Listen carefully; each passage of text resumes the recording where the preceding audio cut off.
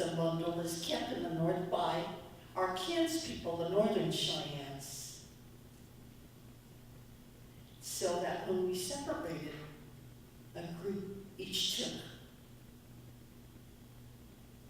our holy covenants, as they are oftentimes referred to, with them when they divided and split as a peoples.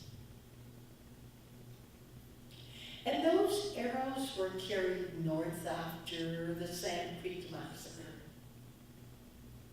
by the dog soldiers and those who said, we are going to exact our revenge for the atrocities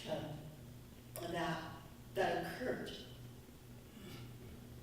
along Sand Creek in Colorado Territory under the leadership of a man who was, and I don't know if you can ever not be, a Methodist clergyman.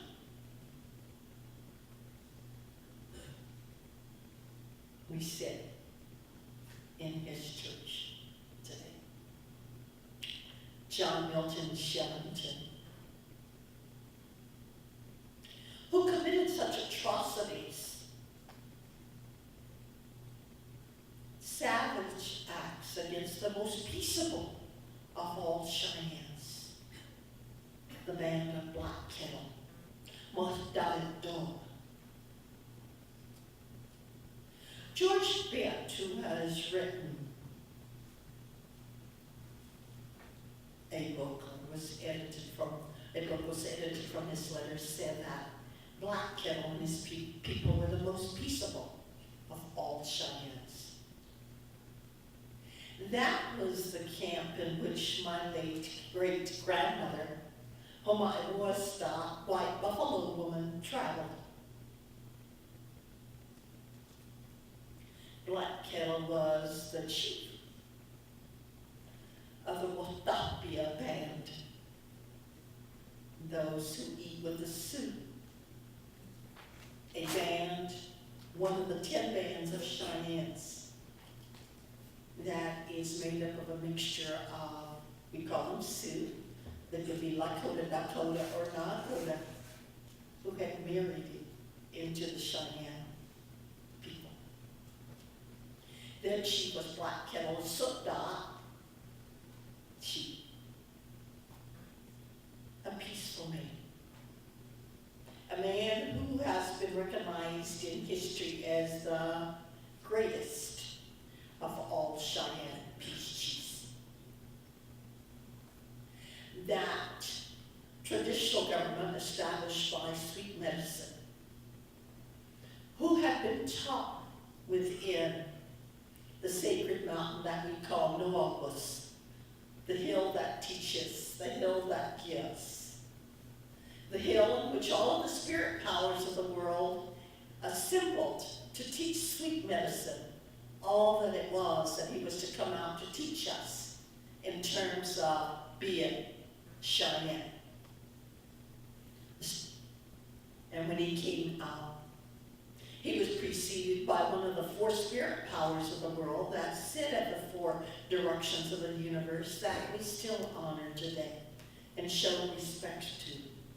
When our men smoke their pipe, they make their offerings to those spirit powers that sit in the southeast, the southwest, the northwest, the northeast, above and down to earth.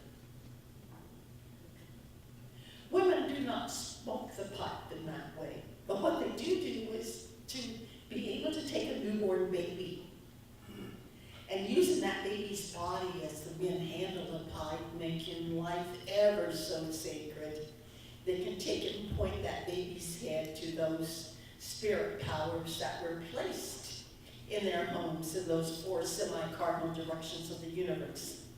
After my head said, now I reach the point where I have created life, and you must help me watch over it.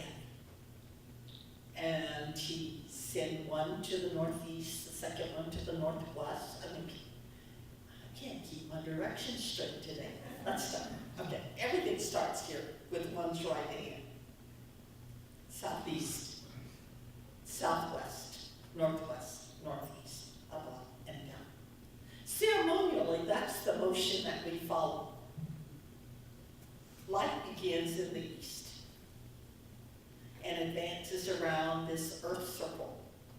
I told you this earth is a circle. And we advance from being small children in the white phase of life, which is what Maya told that first sacred power that was placed in that direction. He said, and white will be your color, the color of new life, new beginnings, the springtime of one's life. And at that period of one's life when all of you and even me were little babies, we lived in the white time of our life, when life was new. And we stayed in that period of life for about 12 years, give or take, not really set in concrete. And it's just we're expected to be little children. You weren't expected to understand life, but you were exposed to all of life about you. To language, to the customs, to our belief systems, to what it all means to be Cheyenne, to just live among the people. Secure in the knowledge that what you gain had been passed on to generations upon generations of Cheyennes before you. We have lived long on this earth. We will continue to live. I've been blessed by a long life. The 22nd of this month, I'm going to turn 79. And my grandchildren accompanied me. My son drove me up. Oh, he's got powerful ponies. A pony herd that is all concentrated under the hood of that Dodge Ram. Many ponies. And we had a good time coming up. A different kind of pony than it was that my great-grandmother rode. But still a horse. That fourth period of history that we entered into when Sweet Medicine said, you will find this animal. He said it will have a long tail, it will have a long mane, and it will have big eyes. And it will be a very restive animal, and you will get on that animal with my arrows, and from that point on, you will never be still, you will never be quiet. You will want to travel here and travel there on those animals. He said, and you will want to travel into the blue vision, meaning the blue shadow distances. And we did that. But we still live in the time of that horse. Today we talk about horsepower. I don't know what we're going to, if there's going to be a fifth period of history. If it is, then there's going to be another name given to that. But suffice it to say that we have experienced 4 periods of history. And so we came to that horse, as Sweet Medicine said, and they said, well, for now, you'll continue to live life. You'll advance out of the age of infancy and being children in that white phase of life when you don't have to understand anything, into the red phase of life, from about the age 13 to 19 or so. He said that's when the young people will be taught by their elders, where they will be educated, where they are filled with life, where their color is red, the same color of that spirit power that sits in the north-southwest direction of the universe. It's a color of blood, the color of earth, the color of earth. And that's when you'll be educated. That's when you will learn. And then you will advance into the next phase of life.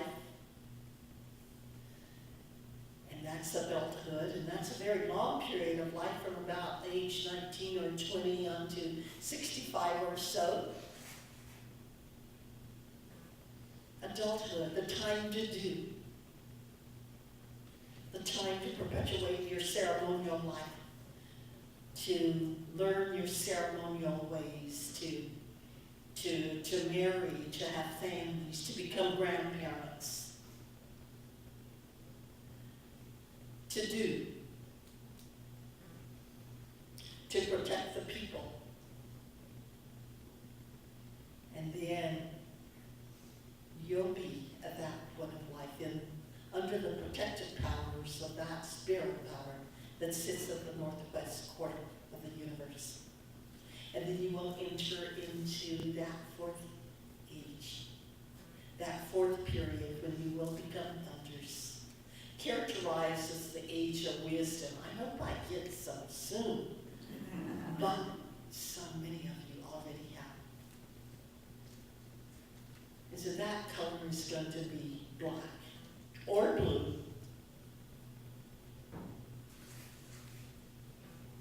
The age of wisdom.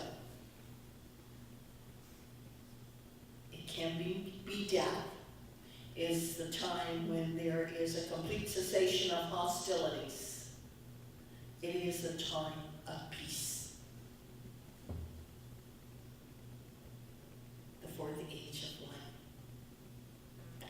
And so if you go back for a minute and retrace that journey when you were babies, you were like a fragile young plant that had to be nurtured and nourished by your parents because you could be very easily uprooted, and for us, culturally uprooted.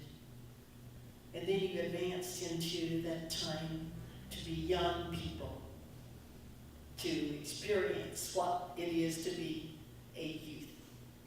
And you become like a supple young willow where you are able to be bent and shaped by the teachings of your elders. And then you enter into the time of adulthood, and I would say probably most of you in this place of worship are in the time of adulthood. You're like a strong cottonwood tree that gives shelter and protection to the people.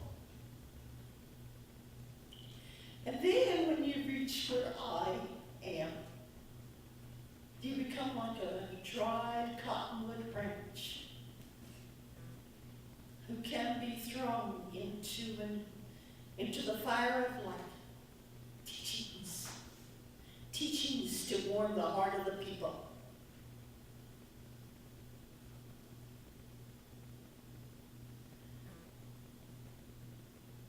We were given those life ways when Mael put us on this earth.